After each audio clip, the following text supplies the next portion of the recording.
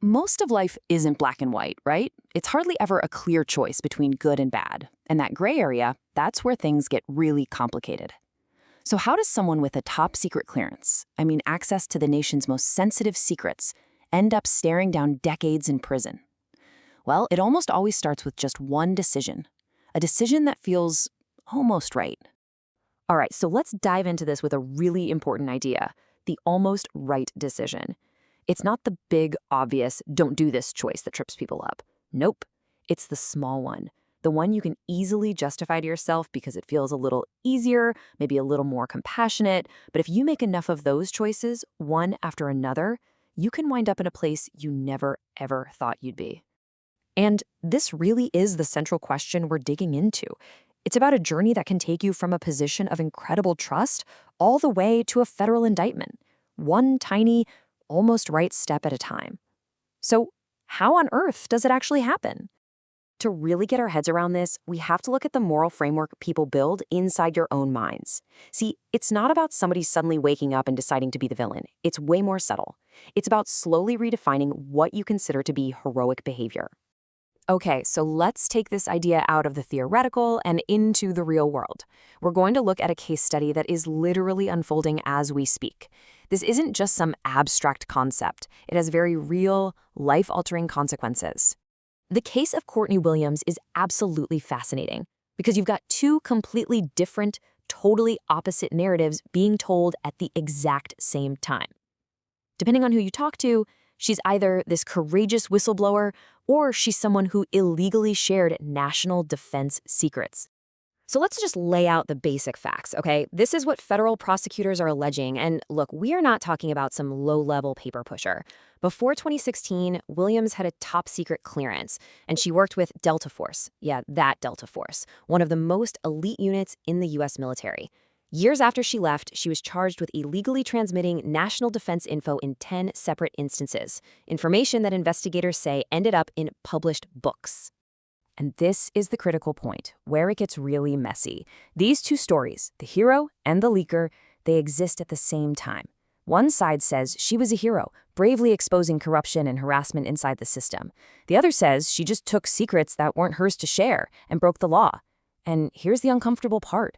It's possible both of those things are true at once. And this alleged message, wow. This just perfectly illustrates that internal conflict, doesn't it? Prosecutors say she sent this.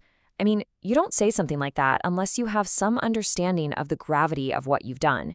It suggests that even if you start out feeling righteous, you can drift so far that deep down you've crossed a very, very serious line. This whole idea of a slippery slope, it is definitely not new. To really get it, it helps to look back at a classic case where we can see the whole journey, from the very first step to the final consequence. So let's jump in a time machine and head back to the Cold War. Let's talk about a guy named Christopher Boyce. It's the 1970s. He's a young, smart guy working for a defense contractor, and he has access to secrets. The kind of stuff that could literally decide whether countries survive a nuclear war. The stakes couldn't be higher.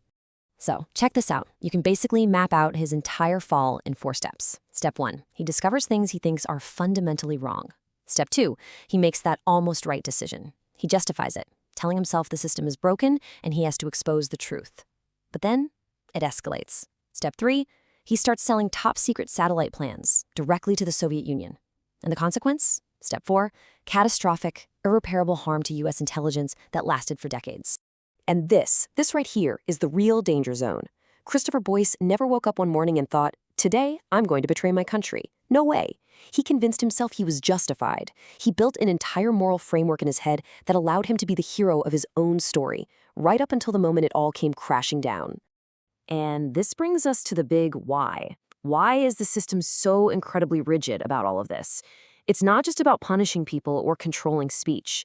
It's about the devastating and often totally invisible consequences that happen when classified information walks out the door. See, when secrets get leaked, you don't read about these second-order effects in the headlines. You don't see the human sources on the ground who suddenly go silent, or the secret operations that have to be shut down immediately. Sometimes it's just one tiny detail, a passing reference, that lets an adversary connect the dots and realize, wait a second, that's an American spy. And then people can get killed, The stakes are literally life and death. That is why the penalties are so incredibly severe. A single count can mean up to 10 years in prison. And that's not just about punishment, it's about deterrence. It's a massive flashing sign to everyone with a clearance that says once this information is out of the box, you can never, ever put it back in. So we're left with this really challenging thought. True conviction, it means you have to be willing to accept the consequences. I mean, think about historical figures like Nelson Mandela or Martin Luther King Jr. They went to jail for what they believed in because they felt their cause was so right, it was worth the price. Which brings us to our final question.